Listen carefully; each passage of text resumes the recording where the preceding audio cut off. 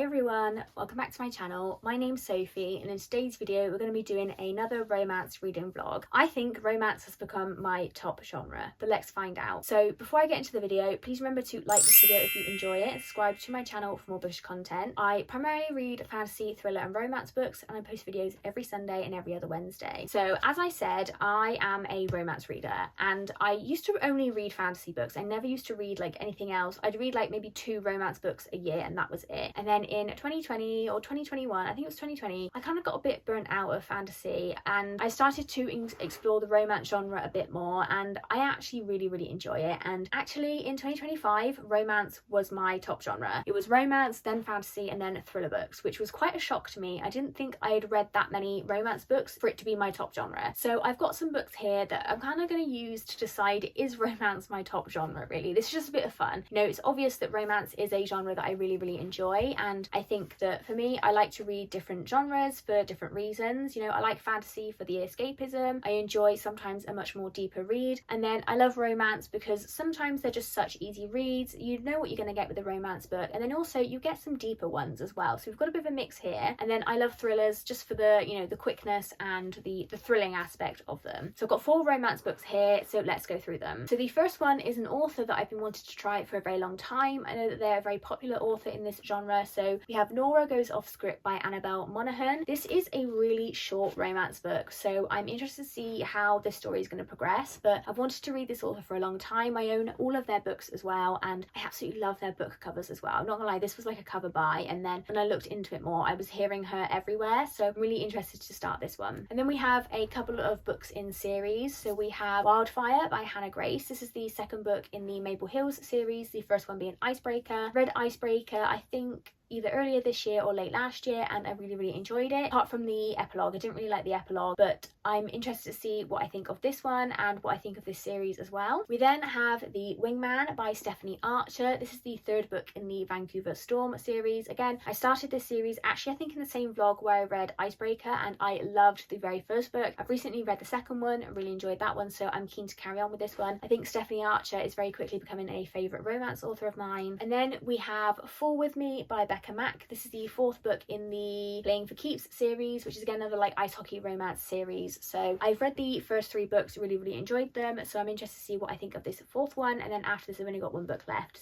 So those are the 4 books I'm going to be reading for this vlog to determine, is romance my top genre? It obviously is, or it was in 2025 anyway. So I really love the colour palette of these books as well, so let's get reading. So I have read 2 books for this reading vlog and I haven't come and updated you guys, so we're in for a bit of a long update, but I hope you guys don't mind. So the 2 books I have read are Nora Goes Off Script and The Wingman. So I'll talk through Nora Goes Off Script first. So this is a very short, like just over 250 pages long romance, and I gave this one a 5-star. I really like this one. So we follow Nora, who is a screenwriter. She writes for a like sort of cringy romance channel, and it's kind of like the same formulaic style of like, you know, man and woman meet, and she kind of changes up it's the same story but she changes things up each time. And she is married to a guy called Ben and they have 2 children. Nora is actually in her 30s, so we have like an older protagonist compared to normal like romance stories. Prior to the start of this book, Ben has left her and left the kids, and he doesn't come back to see the kids at all. He's very flaky. It was a very unhappy marriage. It was all about Ben, nothing about Nora, and he'd start businesses and then they'd go wrong and he'd spend all their money, and he didn't really care about the kids either. And Ben leaves Nora and Nora writes a script about their relationship and their breakup, and it gets turned into a movie. So very quickly her world is sort of thrown upside down, and the actors of this movie are coming to her house to film certain scenes because there is a part of the story set in the tea house in Nora's house, which is like a cabin outside her house. It's a very like old house that she lives in, and she very quickly sort of falls for the guy who plays Ben in the film. His name is Leo. He's like a very famous actor. After the filming is done, Leo decides to stay at Nora's house for a while just to like decompress and things, and we kind of go from there. So like I said, I gave this one a 5-star. This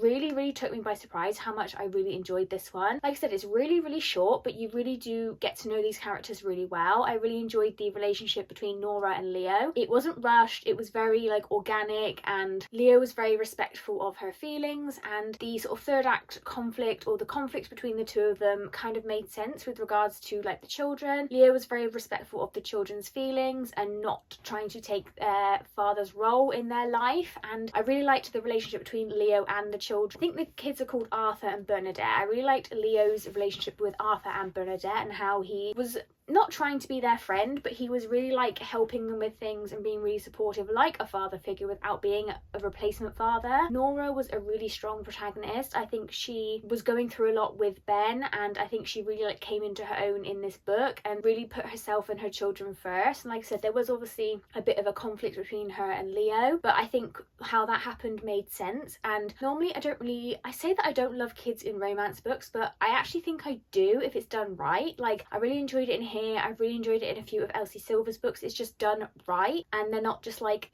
sort of side to the relationship, they're like involved in it, and I really liked that. The side plot as well of obviously like this movie being made, we followed the movie to like award season and things, and we see Nora really like believe in herself. She really thinks that she's just like a formulaic writer and she's really not good at what she does, and like she actually really is, and it was really good to see her come into her own. Like I said, I really liked some of the side characters in here as well, like Nora's friends, her sister, and like the family. It was just an all-round really great book, and considering it's only 250 pages long, like I was laughing, I was giggling, I was like nearly crying. Like, I just really loved this, and it really took me by surprise how much I did really enjoy this one. When I finished it, I thought, oh, like a 4.5, and I was like, no, actually this is a 5. I loved this, and it really took me by surprise. So 5 stars for this one. I definitely think romance is my favourite genre, guys, now. I really do think it is.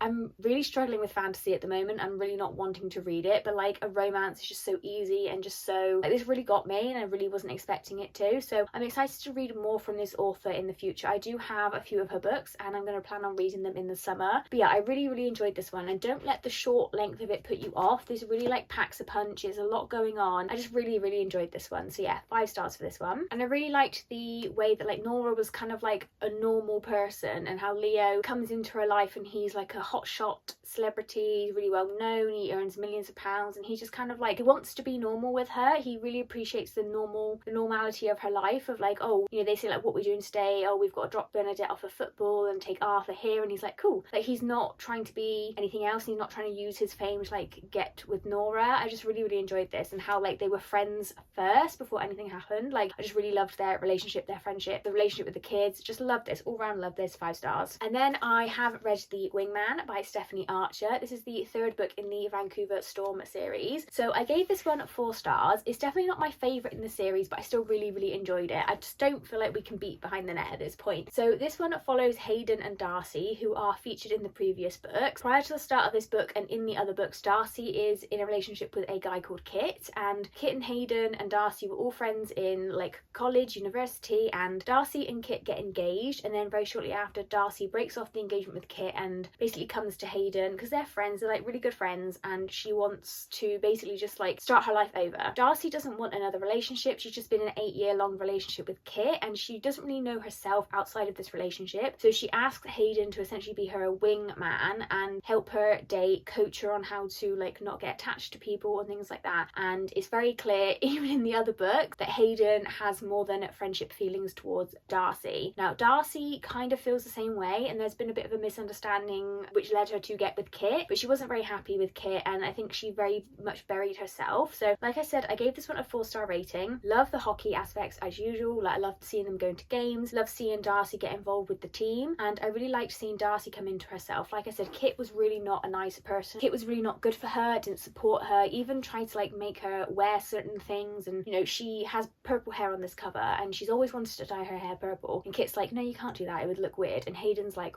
why don't you do it? If that's what you want, just do it. So like the difference between the two of them is amazing, and Hayden really like encourages Darcy to come out of her shell. But even not just him, just like the people that she surrounds herself with. Like obviously we see Pippa and Hazel from the previous books, and Georgie, who I think the next book's going to be about, we see her in this one really help Darcy to like come out of her shell and just like experiment with her style and her hair and things like that. So just kind of shows like little things like that can really help boost you as a woman or as a person even. And I really like seeing them together. Like Hayden Hayden's so protective of her, doesn't want her to get hurt. And I just think like if they had just been communicating better when they were younger, like they would be together. And it's kind of interesting to see like maybe they weren't right for each other at the time, but they're right for each other now. And like it was interesting to see Hayden develop his hockey career, and just like he was like head over heels for this girl, and it was just so funny to see that like she's totally oblivious to it. Like they have this thing where they're gonna like fake date for a little bit, and she's just like, oh, but like I really like him and I don't want it to end. And it's just like, girl, he's like head over heels for you. It's just so funny that she was so oblivious to it. But I really liked their relationship. I loved the friendships that she formed with the team, and how Hayden just like, he was just a nice guy. Like he was just such a nice guy. And yeah, I'm really loving this series. Like I said, this is not my favorite in the series, but I did still really like this one. It's a really good ice hockey romance series, and Stephanie Archer has like very quickly solidified herself as a favorite romance author. So even though this one wasn't a 4-star, I did really have a good time with this one. I finished it this morning, and I went to bed and I literally had about 50 pages left, and I woke up first thing this morning. I was like, I just need to finish this book. I need to finish it now. I was annoyed that I didn't have time to finish it last night, but glad I finished it this morning. Really enjoyed it. I'm very excited to check out the next book in this series, which will probably be coming very soon, because I am really enjoying this series and I'm loving this author. So yeah, 4 stars for this one as well. I have read the next book for this reading vlog, which is Wildfire by Hannah Grace. And guys, I think romance is my top genre. I gave this a 5-star.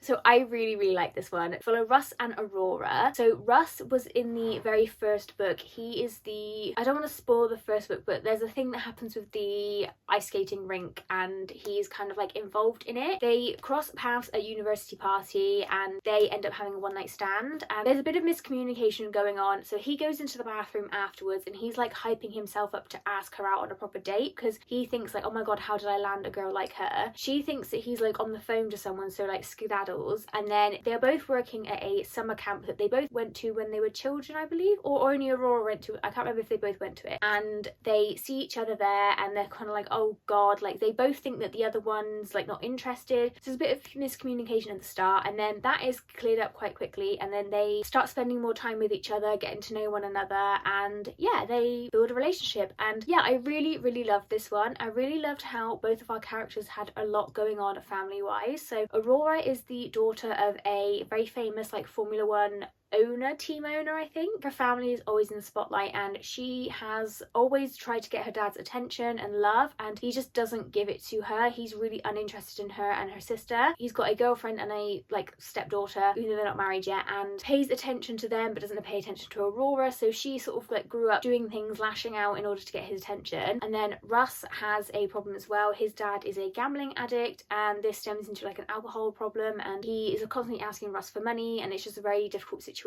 So they're both kind of got family issues going on. They're both kind of using this stay away camp as a getaway from their problems, and they make friends obviously in the camp as well. So there's some really fun characters in here that I really love seeing. I loved all the dynamics. Like I loved Russ and Aurora together obviously, but I also really loved like Russ and JJ's friendship, and Russ and Xander's friendship, and Aurora's friendship with the like the kids and stuff. Like all of this, it was just so full of love. This book was just so full of love. The message of like, you can't choose your blood family, but you can choose who you surround yourself with is really important. I loved their relationship and how it took a while to build up, and then we kind of got there, and then even they would say to each other, like there was a sort of near the end where sort of like the third act breakup or conflict would be, I was sort of like, oh god, here we go, because like it was so frustrating because it took them so long to kind of like admit their feelings for each other. And then, you know, they have like an argument and then they kind of make up literally quickly, like we're not miscommunicators, and I loved that, because I just think if they had like done this miscommunication thing as their like conflict in the third act, it just wouldn't have worked for them, because they spent the whole book kind of saying that's not who they are. So I liked how quickly that was resolved, and then we kind of went on to resolving the other issues going on in their life and how supportive they were of each other. I just really liked this. I loved the atmosphere of the sleepaway camp as well, like staying in this forest with all these cabins, and like, oh, it just would have been so fun. I think when I was a kid, like it just sounds really fun, and it sounds like they had a fun time as well. And yeah, I just really loved this one. Like I said, I love the relationship, love the friendship, love the setting. I was just like really giddy, and I really liked the epilogue of this one. I really liked the first one, Icebreaker, in this series, but I really didn't like the epilogue, and I don't think it really fit the characters at that time in their life. Like, see, I don't know these characters as well as the author does, but from what like I learned of them and the time I spent with them, it didn't seem right for them, and this epilogue definitely fit the characters a lot better. So yeah, 5 stars for this one. I really love this one, and really excited to read Daydream by Hannah Grace, because that follows Henry, and Henry is obviously a fan favourite. We love him. Like I said, I love the friendship friendships in here. So we had the friendships of the hockey teams. We had like Nate, Henry and all those lot, and then we also had the new friends that Russ and Aurora made, and how Aurora was then brought into like the hockey friendship thing. And yeah, I just really enjoyed this one, loved it. So all the dates they went on were so cute, and the time they spent together was so cute, and just yeah, really enjoyed this one. 5 stars for this one. Yeah, I just loved it, and I would highly recommend this series as well. So I am about halfway through the final book for this reading vlog, which is Fall With Me by Becca Mack, the 4th book in the Playing for Keeps series. I am 240 pages through this one, so yeah, like I said, just about halfway I think. And in this one we follow Jackson and Lennon. Jackson is one of the guys who plays for the Vancouver hockey team, who we have met in previous books. He's known as a bit of a player, a bit like all of them really, apart from Adam. He's a bit of a player, and he really doesn't do girlfriends. And we also follow Lennon, who is his love interest, and she is the photographer for this team. She's only just got the job recently. She's recently moved to Vancouver because she broke off her engagement with her ex-fiance, and this happened at the rehearsal dinner for their wedding. Her ex engaged in activities with one of the waitresses, and then butt dialed like her friend during it while she was connected to the speaker or the projector at the rehearsal dinner, so everyone heard what happened. So she left him, went on their honeymoon alone, and then she has started a new life for herself in Vancouver while she gets over this and how she was treated. And there she meets Jackson. Well, she actually meets Jackson on her honeymoon. They are in the villas next to each other, and they engage in a one-night stand. And then when they get back to Vancouver, they realise that they're going to be working together. And then Lennon's apartment floods. She very quickly makes friends with like Cara and Olivia, the other girls that we meet throughout these books, and they very quickly all become friends. So she is kind of involved in Jackson's life just from hanging around with them. Her apartment floods, and Jackson offers her a place to stay. So now they're roommates together, they're living together, and they are currently engaging in like a friends with benefits situation, and they